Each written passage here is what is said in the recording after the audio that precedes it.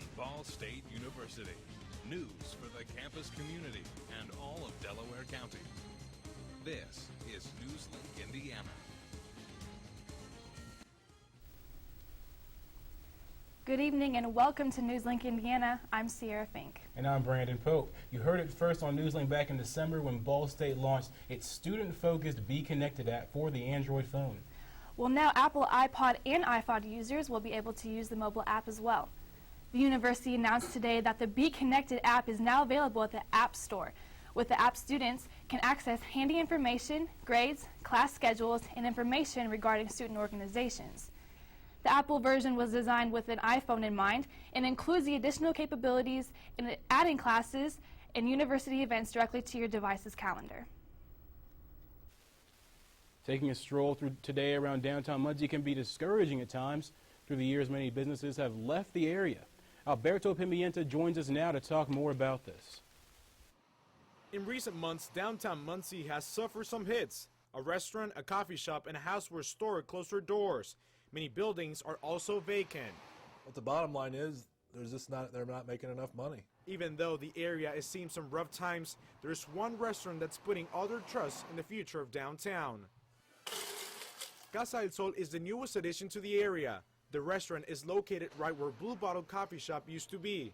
While many people do not have confidence in the economic possibilities of downtown, the owners of the restaurant say they're doing well so far. It's more than that I was thinking at the beginning. It's going beyond my expectations. Casa del Sol has been successful to this point. Organizations like the Muncie Downtown Development Partnership, or NDDP, are also working toward the betterment of the area. Cheryl Crowder from NDDP says there's still a long way to go, but downtown has seen an improvement.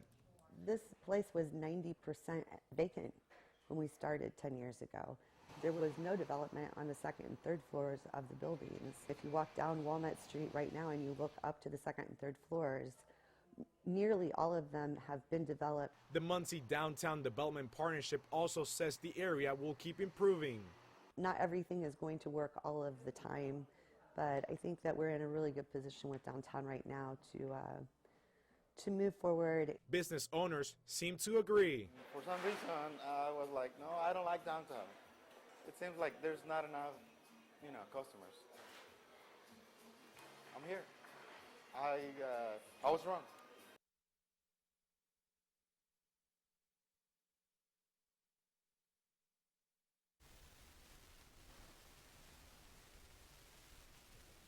A school bus struck a railroad bridge apartment this morning in south central Indianapolis, leaving 2 dead.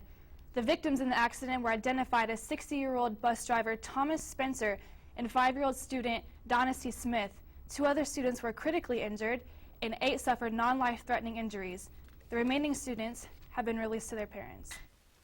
A Central Indiana school bus driver is accused of child molestation involving a Noblesville student.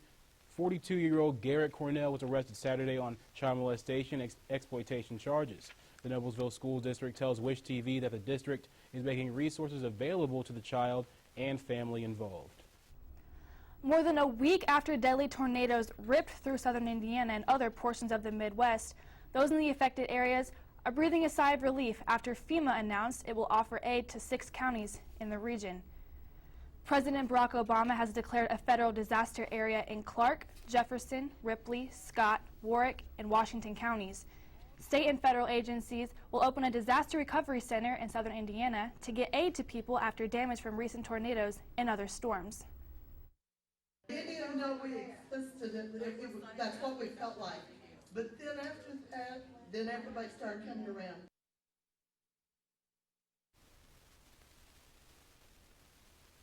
And another big name came to the aid of American tornado victims. Before Sunday's Cobalt 400 in Las Vegas, Lowe's announced that it would match the winnings of Team 48 with a minimum donation of $100,000 to the American Red Cross. That team includes 5-time NASCAR Sprint Cup champion Jimmy Johnson. Johnson and Hendrick Motors gave an additional $48,000 to the cause. Well, let's go to Brad Mosshart with the weather. Hey guys, yeah, the weather has been up and down, especially since last Friday or 2 Fridays ago when the severe storms moved through in Henryville and other southern Indiana towns. But right now, I think we're back on an upswing. Right now, 63 degrees outside, A little bit breezy, 17 miles per hour winds out of the south-southwest. Feels like 63 out there, dew points at 56, and pressure is at 29.86 inches of mercury and rising. And today, really, our temperatures are well above average for this time of year. 18 degrees above average on the high for today.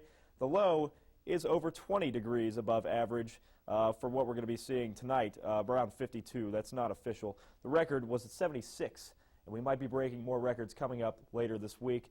I'll be sure to give you that. That's hot, hot, hot. It has been hot, hot, hot, and it's going to see more of it.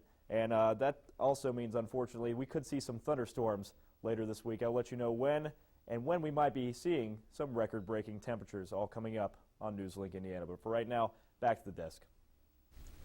Thanks, Brad. President Obama speaks out against the massacre in Afghanistan and what it means for NATO troops still stationed there. And find out what might put Mitt Romney at a disadvantage if he gets his party's presidential nomination. Stay tuned. In 1977, an 8-year-old boy picked up the game of golf from his father. The odds of that same boy then making it to the US and European pro golf tours, 1 in 7 million. The odds of the Big Easy winning the US Open twice, 1 in 1.2 billion. The odds of him having a child diagnosed with autism, 1 in 110. Ernie Els encourages you to learn the signs at autismspeaks.org. Bring out the action hero in you. Fuel up right and get energized.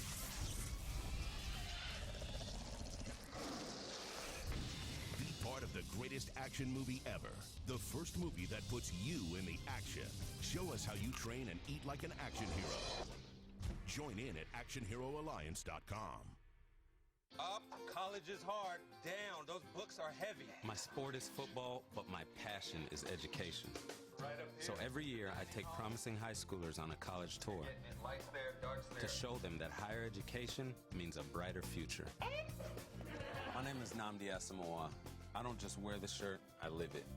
You can be a reader, tutor, or mentor too. Take the pledge at liveunited.org/volunteer. Do you wear this?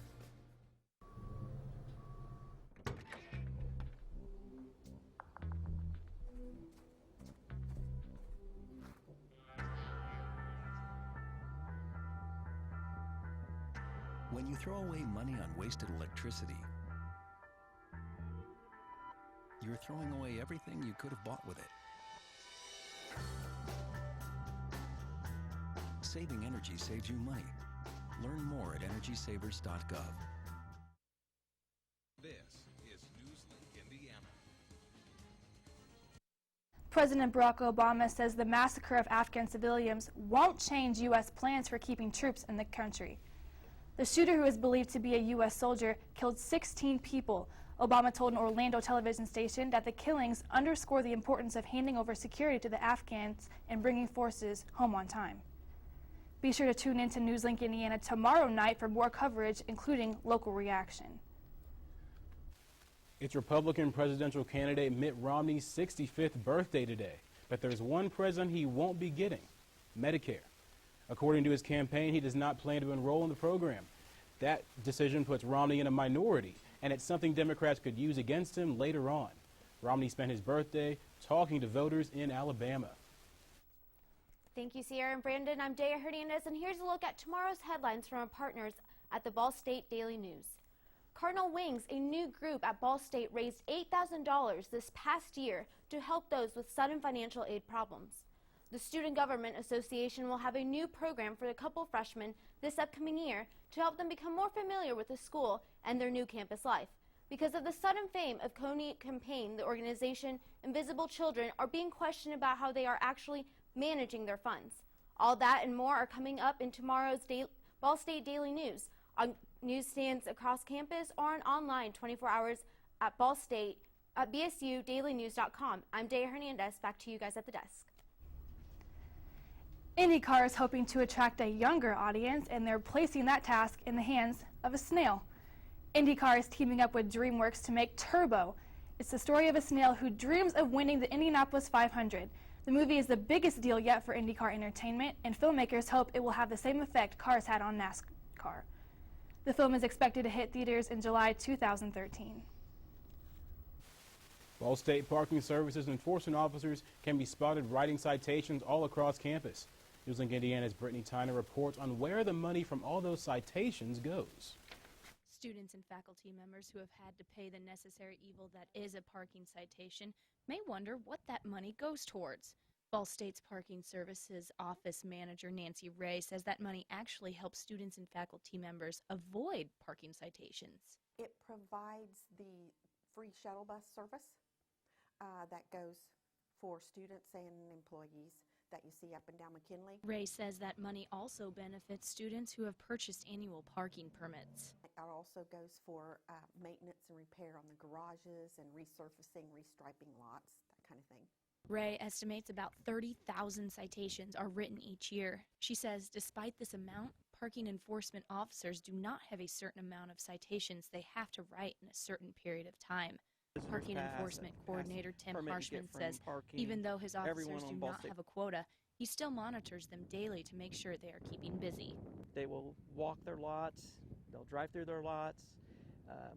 We take care of all the parking, any parking space on campus is our responsibility to check and enforce meters, parking meters, the garages. Basically, anything they find, they're going to write a citation for. Harshman wants students and faculty members to know enforcement officers are not out to target anybody. He says there are many responsibilities to the job. We are kind of a customer service people representative for Ball State, so if you have a question about Ball State, where something's at, how to get somewhere, even if you just have a question about parking, to feel free to ask. Office Manager Ray says the money for citations never goes into a Ball State general fund. She says it is Parking Services' responsibility to provide students and faculty members with the shuttle bus service in clean, paved parking lots. Reporting in Muncie, Brittany Tyner, NewsLink, Indiana. If you're missing the warmth of your spring break destination, you're in luck. Or if you were here last week, you won't miss out on the summer-like weather. Brad Moushart has details about the upcoming warm-up. Military has many roles that need to be filled, including forecasting the weather. Bonnie Schneider has the story of the 18th Weather Squadron in Fort Bragg, North Carolina. The heroes of the 18th Weather Squadron at Fort Bragg are not only meteorologists, but they also jump out of planes to gather important weather data. And this cord attaches to the aircraft, and once she jumps out of the aircraft, this stays on and pulls her chute out. Battlefield weather forecasters support the Army by tailoring the weather data to meet the mission's needs. This ranges from long-range outlooks to real-time tactical mission execution of combat operations. And that's going to take, and we can read all the data from the hand terminal. Battlefield weather airmen use weather balloons as part of their upper air sounding system. As the balloon ascends through the atmosphere, wind, pressure, temperature, and dew point data are recorded and transmitted to a ground computer. 36. They also face the challenge of setting up weather stations in remote locations all over the world. For communications, I have a 152 radio with a Peltor system to basically cancel out sound and hear what I need. So if I'm down in a remote location, I can hear or communicate back to my base. Other tools they use include a laser rangefinder, GPS receiver, night vision goggles, and satellite phones. The 18th Weather Squadron members come from a wide variety of backgrounds but share the common passion of meteorology and serving their nation. Well, we have our own weather squadron here in NewsLink, Indiana. Actually, it's a one-man weather squadron, and that's our own Brad Moushart. He does storm chasing and everything, Sierra. Absolutely, he's just the best. Let's check in with Brad. Brad. Well, guys, not only am I the best here at NewsLink, Indiana, but the weather, it has been the best. Look at this, 63 degrees outside. It's already 9 o'clock. Winds are a little bit breezy. It's south-southwest at 17. But really, it's feeling great out there. Pressure is on the rise. We had some rain this morning, but it's pushed out, so we're going to be looking at some good weather tomorrow. High today was 65, and that's well above average for this time of the year. Even the lows are well above average for this time of the year. On Wednesday, though, we could be breaking a record. The record for Wednesday is also 76 degrees. We could be getting up to the upper 70s, up to 77 on Wednesday, so keep an eye out for that. We could be breaking records in no time. Check out this. This is a classic low-pressure system. It looks just like a comma shape over the Midwest. That's pushing its way off to the north and east. You can see this is the rain that pushed through earlier this morning that might have gotten you wet on the way to class, but as you can see behind it, filling in nothing but clear skies for the next several days, so that's something to look forward to. Highs today, very mild. Check this out, 77 in Dallas, even warmer down south, 82 in Phoenix. But back here in Indiana, we're looking at relatively mild temperatures as well. Not nearly as mild as Texas, but 82 in St. Louis, that's pretty toasty. And the coolest town in all of Indiana, no pun intended, Muncie, Indiana, 65, 74 in Lafayette, 69 in Indianapolis, and 64, just a tidbit cooler down in Cincinnati. So things have been looking pretty well, and really we're on the way up too. It's not going to be any worse for the next several days. Monday, we're looking at a possibility of some showers late tonight. They're not picking up very well on Futurecast, but we are seeing some clouds building back in tonight with the possibility of some thunderstorms after 2 in the morning. Those will clear out for the next day or so, and you'll see some warmer temperatures start to slide in on Tuesday and Wednesday from the southwest. You can see this flow coming in of winds from the southwest. That's going to make things pretty mild and comfortable, at least for the next several days until our next chance of rain. So tonight, thunderstorms after 2 in the morning, gusting to 25, so it's going to be a little bit windy out there. But the low tonight, only 54 degrees, so pretty mild. Tomorrow, much of the same, mostly sunny though, breezy, high in the 70s tomorrow. So that is something to look forward to as well as the sunshine. As we get into tomorrow or into our 7-day, we can see that we're definitely going to be mild. 77 on Wednesday, that will be a record if we get to 77. Lows pretty mild as well. As we take a look at the full 7-day forecast, next chance of rain doesn't really push in until Thursday. So that's the next thing we have to look out for. Maybe get out the shorts for the next couple days, though, before we have to pull back out those umbrellas. Good evening and welcome to NewsLink Indiana Sports. I'm Brad Huber. The NCAA tournament pairings were announced last night, and there will be 3 Indiana teams dancing this week. The Indiana Hoosiers will make their first NCAA tournament appearance in 4 years after losing in the Big Ten tournament quarterfinals against the Wisconsin Badgers. The Hoosiers are in the South region and will battle the New Mexico State Aggies in the second round of the tournament on Thursday night in Portland, Oregon. The Aggies are the WAC Conference champions. The winner of that game will play either Wichita State or VCU on Saturday. Tip time for Indiana and New Mexico State is slated for 9:45 p.m. and can be seen on CBS. Meanwhile, Coach Matt Painter and the Purdue Boilermakers were one of the last teams announced last night. They learned they will be traveling to Omaha to play the St. Mary's Gales from the West Coast Conference. The Boilers struggled down the stretch but got a bid late because of a win at Michigan last month. The game is scheduled to start at 7:27 p.m. Friday night and can be seen on True TV. The winner of the Purdue St. Mary's game will play either the Kansas Jayhawks or the Detroit Titans on Sunday afternoon. The third Indiana team in the NCAA tournament is the Notre Dame Fighting Irish. The Irish are coming off a loss to Louisville in the semifinals of the Big East tournament last week. The Irish will head east to Greensboro and battle the Xavier Musketeers from the Atlantic 10 Conference. Friday night at 9:45, that game can be seen on CBS. The winner of that game advances on to Sunday and will meet the winner of the Duke and Lehigh game earlier Friday night. The women's NCAA tournament pairings were released tonight, and the Purdue Boilermakers, who won the Big Ten tournament, will host the San Diego State Aggies at Mackey Arena on Saturday afternoon. The Notre Dame Fighting Irish will host Liberty at the Joy Center as well on Sunday. On the football now, former Indianapolis Colts quarterback Peyton Manning is close to making a decision on where he will continue his career. The 4-time MVP spent the weekend visiting Arizona, having a 6-hour meeting with coaches and the owner. He spent 2 days visiting the Denver Broncos and is spending today in Miami. Owners from the Tennessee Titans and the Kansas City Chiefs have expressed interest in the Super Bowl MVP. As well, the Chiefs and the Cardinals have a history of signing future Hall of Fame quarterbacks. The Chiefs signed Joe Montana after he was released from the 49ers in the 1990s. Then the Cardinals signed Kurt Warner, who led them to their only Super Bowl appearance in 2008. ESPN reports that the finalists in the Manning sweepstakes are the Miami Dolphins, the Denver Broncos, and the Arizona Cardinals. Peyton could make a decision as soon as tomorrow. The Indianapolis Colts made several roster moves this weekend besides letting go of Peyton Manning. The Colts cut several key players to make room in their salary cap. Tight end Dallas Clark, running back Joseph Adai, quarterback Curtis Painter, linebacker Gary Brackett, and safety Melvin Bullitt were all released by the Colts Friday in a very shocking move by the general manager Ryan Grigson. Free agent wide receiver Reggie Wayne has expressed that he would like to follow Peyton Manning to his new team. This is a fluid situation, and NewsLink Sports will continue to follow the story. Welcome back, everybody, from spring break. I'm Brandon Loesch with your NewsLink Entertainment. A new Ball State a cappella group called Note to Self has been crescendoing up this semester. Note to Self is an all-men's group with big plans to be a long-lasting Ball State performance group.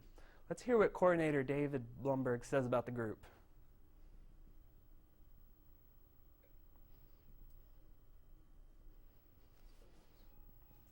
As we walk down the aisle together, we will vow to be together till we die.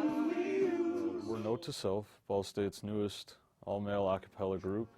Unlike a few of the other groups that have tried and attempted to form here, we don't have any intentions to let this go away after even 2 or 3 years. Long after all the members currently in the group have graduated, we want to make sure that this group is still around from year to year so that, you know, guys have an outlet. If they want to sing, they can do it in a fun way. They can sing the kind of stuff they like to listen to. Note to Self has currently been rehearsing weekly in preparation for their campus choral concert on April 15th.